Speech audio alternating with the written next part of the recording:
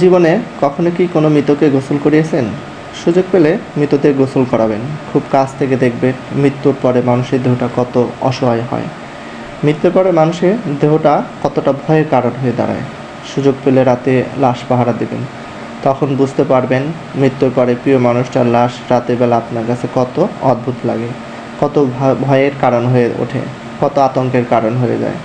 সুযোগ পেলে মৃত ব্যক্তির শরীরে একটু হাত লাগিয়ে কিছুক্ষণ স্পর্শ নেবেন। আপনি তখন উপলব্ধির সুযোগ পাবেন এই পৃথিবীতে বিশাল প্রভাব প্রতিপত্তি রেখে যাওয়া মানুষগুলো মৃত্যুর পর কত নির্জীব রূপ ধারণ করে। সুযোগ পেলে আপনজনদের লাশ কবরে নামাবেন।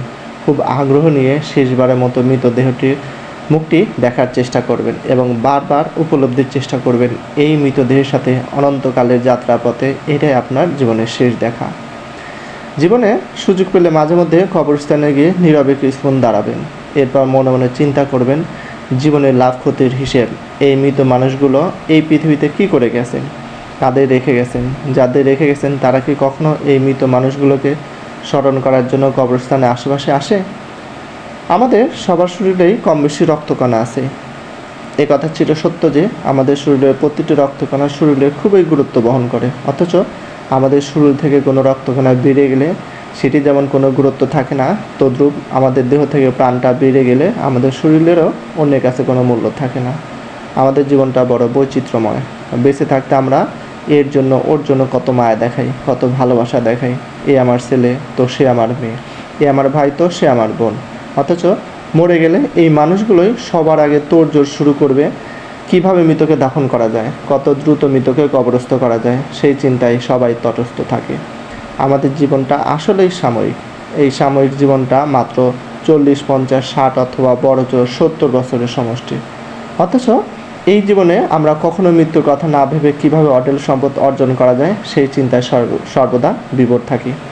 এই পৃথিবীতে যার অঢেল সম্পদ আছে সে আরও সম্পদ চায়, যার সম্পদ নেই সে সম্পদ নেই ভেবে সর্বদা দুশ্চিন্তায় সময় কাটায়। আমাদের 10 ভাগ মানুষ ব্যতীত 90 ভাগ মানুষেরই ধান্দায় ইহকাল আগে এবং পরকাল পরে, সম্পদ আগে এবং ইবাদত পরে। এজন্য আমরা প্রায় সবাই দিনরাত চেষ্টা করি যে যেভাবেই হোক চুরি করে অথবা ডাকাতি করে অথবা অন্য কোনো উপায়ে যাকে তাকে ঠকিয়ে যেভাবে পারে আগে সম্পদ অর্জন করি। এরপরে এই অবৈধ সম্পদের অর্থে কয়েকবার হজ করে, মসজিদ মাদ্রাসা বড় অঙ্কে টাকা দান করে, গরিব এতিমখানায় খাইয়ে, বিভিন্ন দাতব্য সংস্থার দান খয়রাত করে একেবারে গৃহস্থ কনফার্ম হয়ে যাবে। রামাদান মাসে সারা পৃথিবীর মানুষ যেখানে ইবাদতে মশগুল সময় পার করে, সেখানে বাংলাদেশে অনেকেই কীভাবে অন্যকে ঠকানো যায় সেই চিন্তায় ব্যস্ত থাকে। আমাদের দেশে সবাই মুসল্লি, মসজিদ মুসল্লিতে ভরপুর, কিন্তু ইমানি শক্তিতে আমাদের মনোবল খুবই দুর্বল। আমাদের দেশে যে 5 ওয়াক্ত নামাজ পড়ে সে সর্বদা নিজেকে ইসলামী ব্যক্তি হিসাবে সবখানে জাহির করে, সেও সুযোগ পেলে সাধারণ কিছু টাকা পয়সার কাছে হঠাৎ নিজেকে হারিয়ে ফেলে। এই জন্য বলি যে মৃত্যু চিরসত্য, সে মৃত্যু নিয়ে আমরা খুবই কমই চিন্তা করি।